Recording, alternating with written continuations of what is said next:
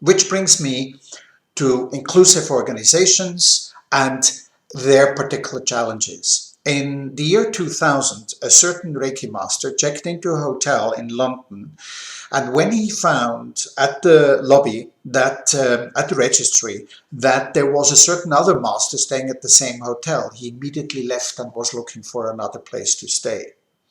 I met both of these gentlemen at the foundation of an inclusive association in the year 2010. This anecdote shows the very importance of what you, ladies and gentlemen, are doing here in this room today. Over the last 10 years, people understood that isolation would not heal polarization. Inclusiveness is an invitation across the division of Reiki styles and Reiki traditions. Reconciliation in action, that's what inclusiveness is. You are members of an association, an inclusive association. Of course, you need certain regulations. Of course, you need to call a spade, and not betray your own convictions and definition. Initiation is a prerequisite for the Reiki energy. Such a sentence can well be in the preamble of an inclusive association.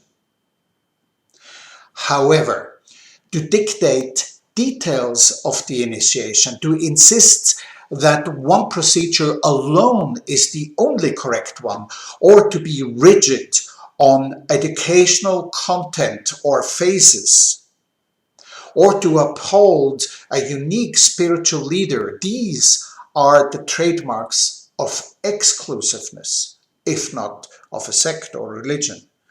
To uphold inclusiveness may not be easy. It takes a consciousness of clarity, of purpose, and the willingness to reach beyond one's own personal practice and belief.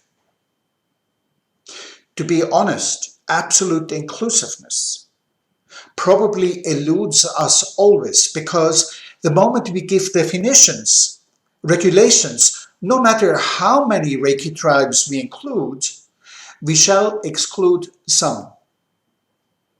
Let us not fool ourselves about this. So to me, inclusiveness has to do with attitude, with intention, with a state of the heart, not so much with blindly abiding to rules and following the law to the letter. I guess the trick is to realize and admit that one has only a traffic light or a roundabout, and that this may only be an intermediary solution in a process of evolution. And by the way, sometimes it's necessary to run over a red light. Maybe an association should adopt mechanisms that constantly test its flexibility to adapt to a changing environment, test the willingness to communicate with and listen to others. The world is getting more and more complex, as we know. Law and politics are influencing our practice. Economic interests play an ever stronger role. The world seems to be torn between conservative and liberal forces. One side insisting on old values, the traffic lights, and the other insisting on new solutions they haven't even found yet. Dear friends, let me ask you, if we who have Reiki cannot resolve our own dissonances, who in the world can? Each of us within the realm of his or her influence can reconcile, working from here outwards. Our very presence here and today is doing exactly that. What you aspire to be an inclusive association is a contribution and an act of making this a better world.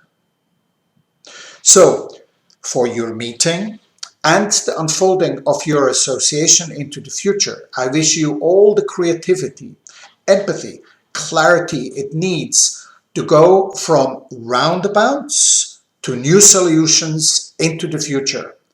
The longest road starts, as we know, with one step. I, for one, am convinced that at the end of the road, you will initiate your nun in front of a patriarchal altar and thus reconcile forces greater and older than you and I, can fathom.